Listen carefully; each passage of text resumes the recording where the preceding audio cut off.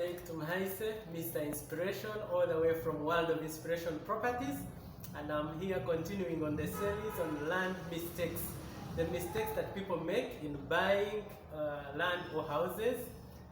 Many people complain, we bought air, I didn't know there is this problem. Now, I'm giving you free knowledge so that you can avoid those mistakes that many people cry over. Many of these mistakes can be avoided simply by having the right knowledge. And today, the land mistake that I want to talk about is paying in installments when you should be paying the entire amount. For example, we have scenarios where someone is buying land for 20 million shillings. He has the 20 million shillings or even more, but because the seller is saying you can pay me in installments, decides to pay, let's say 80%, and promises to pay the balance in, let's say, 2, 3, 4, 5 months. Now, the challenge with that is that you rely on the credibility of the seller. If the seller is not credible, this person can, for example, mortgage that land, because it means in the eyes of the law, the land still belongs to that person who is selling until he has given you a final agreement and also transferred the land to you. It means it still belongs to him. He has the title, so you can go to a money lender. We have seen those scenarios. Someone has received 90% for the value of land, but still takes title to the money lender. He reasons, now I need this quick money, I'm going to pay it back in 8 months. This person is going to complete paying, let's say, in a year. So this person uses the land to get this loan and fails to pay the loan. So what happens? The title is with the money lender. You come and pay your balance and the title is not there. And perhaps this person also lost the money or used it, let's say, to treat a sickness and does not have the money. So who loses? It is you.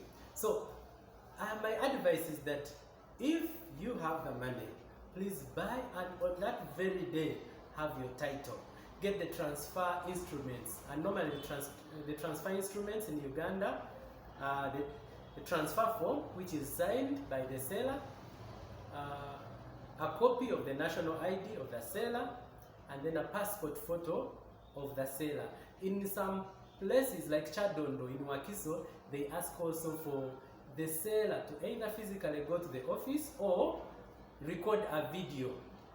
What we use these days, like myself, I make the sellers record a video saying, I, so and so, I have sold my land, this block number, this plot number, such and such an area, to so and so, and I allow him or her to transfer the title. Here is my national ID. The person should hold the original national ID. So my encouragement is that when you buy land, do not just leave the title in the hands of the seller, because not everyone is as credible as you think. In fact, some of the giant companies in real estate in Uganda, what brought them down is the titles remaining with them. A big company says, oh, come, buy land, pay in 2 years. So you find one plot is being sold to, let's say, 4 people, because you can't know until you have finished. So after finishing, that's when they either look for other land to give you, or it becomes a court case.